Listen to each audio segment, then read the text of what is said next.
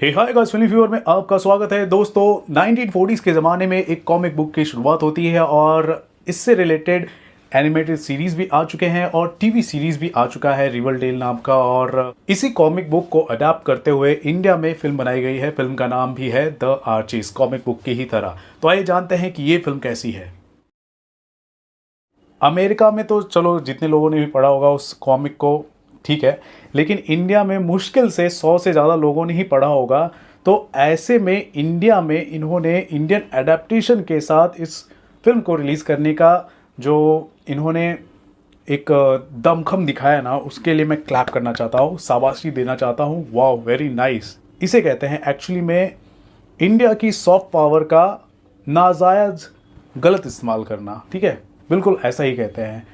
मतलब आपके पास कहानी की इतनी सारी कमी पड़ गई थी, आपके पास कोई स्टोरी नहीं थी, टीनेज ड्रामा आपको बनाना था, म्यूज़िकल ड्रामा आपको बनाना था। तो कई ऐसे जो स्क्रिप्ट राइटर्स हैं बेचारे इधर उधर पड़े हुए हैं, बहुत सारे मेहनत कर रहे हैं, उनसे आपको स्क्रिप्ट नहीं मिली या फिर आपके अंदर ऐसी थिंकिंग कैपेबिलिटी नहीं थी कि आप खुद एक अच्छी राइटिंग के साथ एक फिल्म बना लेते और बाद में आप उनको लॉन्च करते। लेकिन आपको एक अमेरिकन एक कॉमिक सीरीज़ है जिसे मुश्किल से 100 लोगों ने इंडिया में पढ़ा होगा और मुश्किल से, जो तरन सर कहते हैं, जूहू से वर्सोवा और वर्सोवा से वर्ली के बीच के कुछ लोगों ने मुश्किल से पढ़ा होगा, उस कॉमिक सीरीज़ का इंडियन अडेप्टेशन आप लेकर आओगे।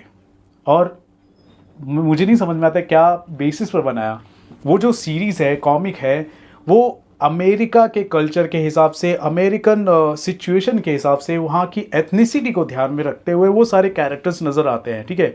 चाहे वो आर्ची हो, वेरोनिका हो, या फिर बेट्टी हो, जगीर हो, कोई भी हो, वो सारे के सारे वहाँ के कैरेक्टर्स हैं और उस तरह से ही बनाए गए हैं, उस तरह से डेवलप किए गए हैं। लेकिन आपको क्योंकि इंडियन अडेप्टेशन के हिसाब से आपको बनाना है, तो इंडिया में अंग्रेज कैसे दिखाए, थोड़ा उस ज़माने का वाइब कैसे दिखाए, या फिर अमेरिकन कल्चर का थोड़ा सिमिलैरिटी कैसे दिखाए, तो यहाँ पे इन्होंने एंग्लो इंडियन डाल दिया है। फिल्म के अंदर एंग्लो इंडियन ऐसा दिखाया ना, जैसे कि असली के जो एंग्लो इंडियन होंगे ना, वो भी शर्मा जाएंगे, क्या हम इतने सचमुच में इतने बड़े अंग्रेज हैं क्या। मतलब इन्होंने ऐसा बनाने की कोशिश की है जैसे लगता है कि किसी और भी दुनिया में हम लोग आ गए हैं, कुछ अलग ही दिखाने की कोशिश की है।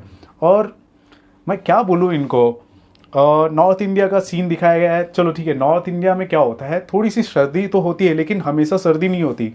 तो आप देखो कि ज़्यादातर जो कैरेक्टर्स हैं जैकेट पहनेंगे, स्वेटर पहनेंगे, ऐसा लगता है वहाँ पे बहुत ठंडी है।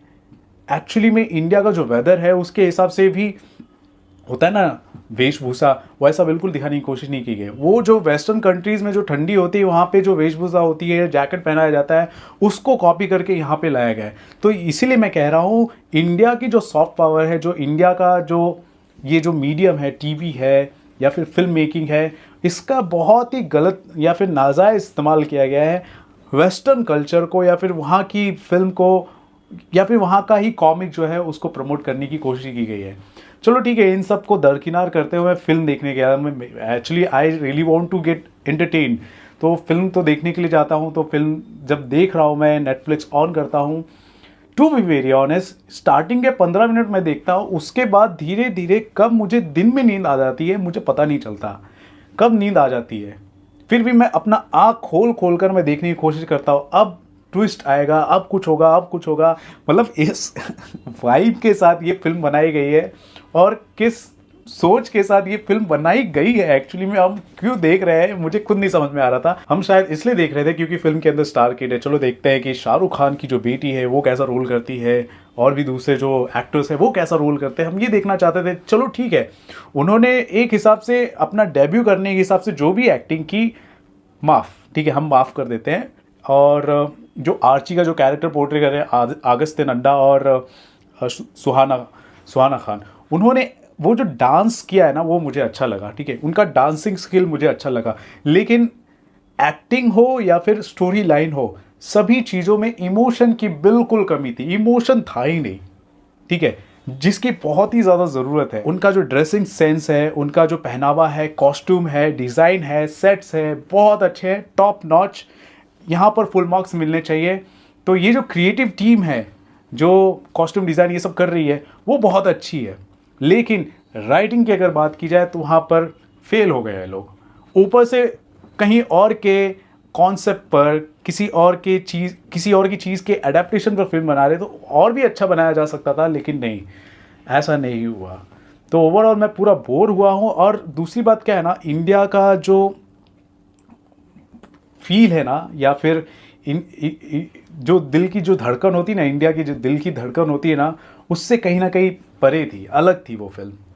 वो कहाँ किसी अंग्रेज ने वो उधर बनाया, एक कॉमिक बनाया, उसके कैरेक्टर्स बनाया, वो भी अंग्रेज कैरेक्टर्स है। अब उसी कैरेक्टर को ध्यान में रखते कि इंडिया के पर्सपेक्टिव को ध्यान में रखते हुए अब उसको फिल्म बनाया जा रहा है। मतलब क्या था, मतलब किसी और के ऊपर, अपना खुद का बनाओ ना, खुद का कुछ क्रिएट करो। मैं अपने मन से एकदम लगातार बिना एडिट किए सारी बातें बोल रहा हूँ। मुझे इतना ऐसा लगा है पिक्चर मतलब उतना भी खास नहीं है जितना हम एक्सपेक्ट कर रहे थे। तो ठीक है, मेरे ख्याल से नेक्स्ट टाइम फिल्म मेकर्स को इस तरह के कोशिश नहीं करनी चाहिए। इंडिया के बहुत सारे स्टोरीज़ हैं, या फिर ऐसी स्टोरी बनाओ, अगर बना भी रहे तो उसके अंदर इमोशन कम से कम हो, ठीक है, एक प्रॉपर ग्रिपिंग स्टोरी लाइन हो। लेकिन वो सारी चीज़ें फिल्म के अंदर नदारत थी। तो ठीक है, ये मेरा ओपिनियन है फिल्म को लेकर। अदरवाइज़ नॉर्मल सी स्टोरी है, उतना भी ख़ास आप बोल नहीं सकते। फिल्म को मैं 2 स्टार देना चाहूँगा 5 में से। अदरवाइज़ अगर आप देखना चाहते तो देख सकते हैं। तो ये मेरा ओपिनियन है अबाउट द फिल्म। आप क्या कहना चाहते हैं ज़रूर बताएं दोस्तों कमेंट सेक्शन पर। और दोस्तों देखते रहे आपका अपना चैनल फिल्मी fever. This is Ravi Gupta signing off. नमस्कार, बाय।